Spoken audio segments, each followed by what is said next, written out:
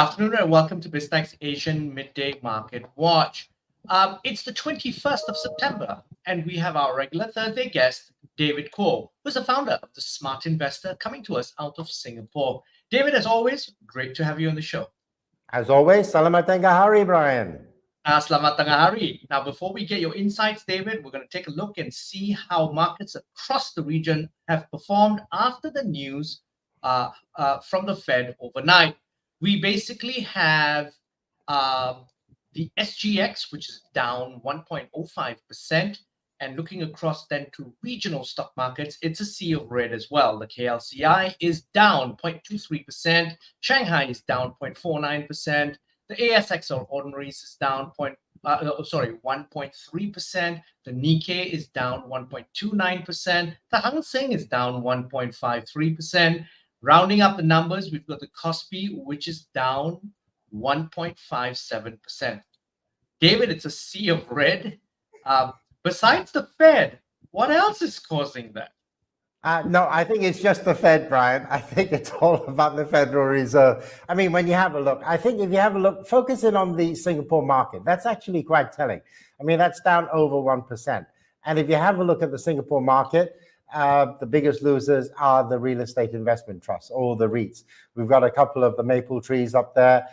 We've got a Capital Land REIT up there as well. And also Singapore Exchange, which many people see as a kind of proxy for a bond because their dividend yields are so reliable. So consequently, I think it's all about interest rates. And people are saying, well, why do I need to buy REITs? Why do I need to actually sort of buy bonds? Why do I need to even buy proxy bonds when I can get over 5% on US treasuries? It's a very valid question. And it's one that, is very difficult to refute. If you are a short-term investor and if you think that interest rates are going to go higher, which is something that the Fed signaled, that it's going to remain higher for longer, why would you even want to actually sort of think about equities? And so consequently, that is why the market is down as much as it is today, because of the Federal Reserve. No other reason, Brian, only the Fed. So David, then this is where the ugly head of stagflation seems to be now looming in the horizon. We've got commodity prices, food prices, food staples, rice, wheat going up. But what's also really fueling inflation is oil prices, which are above the $90 per barrel price point. What is your view then on the threat of stagflation across the global economy? I think it's probably quite high. If you have a look at the reports from many of the national organizations around the world, they're telling you that economic growth is going to be sluggish, if not actually almost down in recession. And at the same time, we've got inflation. So when you put those two things together, stagnant economies plus inflation, you end up with stagflation. The problem with stagflation is that there is no cure for stagflation. Because if you think about it, if you want to keep a lid on inflation, you have to raise interest rates. If you raise interest rates, you drive economies into recession. And so you can't cut interest rates, you can't raise interest rates because the two things are polar opposites. And that is the big dilemma. And that is probably why the Federal Reserve is so reluctant at the moment to be so categorical about what they want to do about interest rates. If it was only inflation, then you would get Jerome Powell coming out and say, yeah, we're going to raise interest rates until we actually drive down inflation to a reasonable level. But it can't do that because at the same time, it knows that the economy is sluggish. So I think what we're going to end up with is interest rates being where they are at the moment. Central banks are going to play safe. They're going to do absolutely nothing and just hope that the economies around the world, that companies around the world will be able to cope with this stagflationary problem that we have. And I think as far as investors are concerned, what you really need to focus on is those companies, number one, that are strong, that generate cash, and also that can raise prices if and when they need to. So that is really the main focus. And if you have companies that can't easily do that, then I think you need to relook at your portfolio, Brian.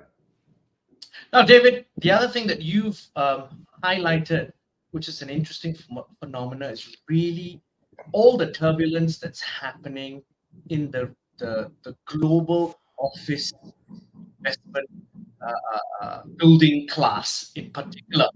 And that's really fueled by really that trend towards, we started in the pandemic with work from home. Then even when we return to the office, there's reduced office hours. So this has the global office market. That is one thing. Occupancy has been affected, but also as an investment class, many of these buildings, the money to finance these buildings were borrowed when interest rates were very near zero. Today we are in a very different interest rate environment. What is, through your lens, how do you see this office space market then globally panning out? It really depends. I mean, at the moment, we have this tussle between employers and employees. And in particular, I'm talking about office staff. I'm not talking about factories where people don't have the option of not going into work. I mean, you can't run a factory where the workers say, I'm going to be working from home. That just cannot happen. You cannot have a restaurant where the chef says, I'm working from home. So, I mean, those kind of service industries, those kind of labor-intensive industries are the ones where people have no option. They have to go into work. Unfortunately, what we have also is the office workers who have now become quite comfortable with working from home. And they're saying, why do I need to go into the office? If I go into the office, I'm just sitting there in front of a laptop, in front of a desktop computer. Why can't I just do this from home? I don't need to be in the office to actually do that. The bosses, on the other hand, are saying, no, you need to come back into the office because even though you can work from home, you're not really sort of being fully immersed in the corporate culture, how we actually work here in the office. And you can't really be productive like that. So we want you back in the office. And there's this tussle going on between workers and the bosses. And a recent survey showed that 90% of bosses want their staff to actually go back into the office in order to enjoy the corporate culture, to enjoy the fact that they're rubbing shoulders with their bosses, that they're rubbing shoulders with their colleagues, and they want them to do that. So 90% of bosses expect their workers to be back in the office by the end of 2024. I mean, that's only about 15 months away. That could be good news for offices where people are going to be able to, landlords are going to be able to fill those office spaces again because companies want their people back in the office. Unfortunately, I don't think it's going to be an easy task for bosses to try and pull off. Because what if your worker says, I don't want to come in? What are you going to do? Well, 2% of companies say they will literally fire their workers if they don't come back into the office. That still leaves 90%. So I think what we're going to end up with, Brian, is a kind of hybrid working. I think this is something that people have become quite comfortable with. And they're saying, I don't mind coming into the office 2, maybe 3 days a week, but I'm certainly not going to come in 5 days a week. But for landlords, whether people come in 2 or 3 days a week, you're still going to need the office space. And the occupancy is going to remain reasonably high. It just means that there are not going to be that many people in the office. And if an office can hold a capacity of, say, 50 people, and only some of them come in, you still need that office space to cater for the fact that there are going to be 50 people coming in at any point in time, Brian. So I'm quite positive for the office space because I think the bosses are right. If you don't go into the office, you don't really understand how the company works. And what is the point in that? Say you work for a bank. Just name any old bank. Let's just say it's Goldman Sachs, and you're working from home and you're not going into the office. You don't know what the Goldman Sachs culture is, even though you can be productive. So that is my take on the work from home culture. But I think hybrid working is going to stay, and I think offices are still going to be there, Brian.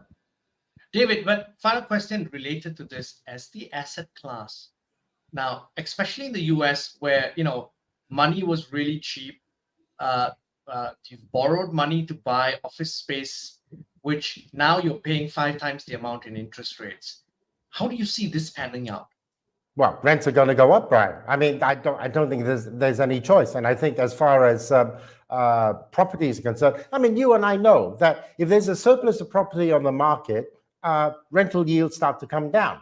In places like Singapore and Hong Kong, where there is a shortage of space, rental yields go up. So I think whether you're talking about residential properties or whether you're talking about real estate investment trusts, If there isn't the supply of offices or residential properties, then prices have to go up, because it is a supply and demand thing. So if there's not enough supply of offices, but demand is high, then you're going to end up with higher rental yields.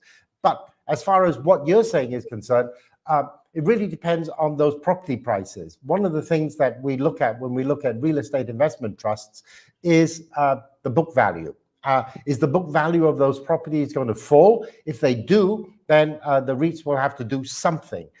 Whether it is that they will have to have a rights issue in order to compensate for the fact that their asset prices have come down, is something that we will have to see play out over the long term.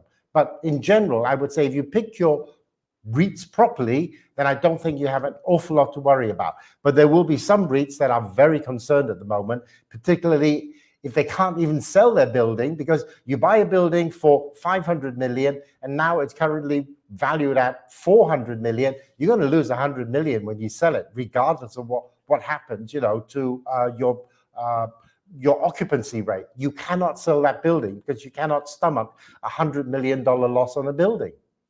Absolutely. Now, on that note, David, we've got to end this now. Thank you very much for your insights, and thanks for coming on the show. Thank you.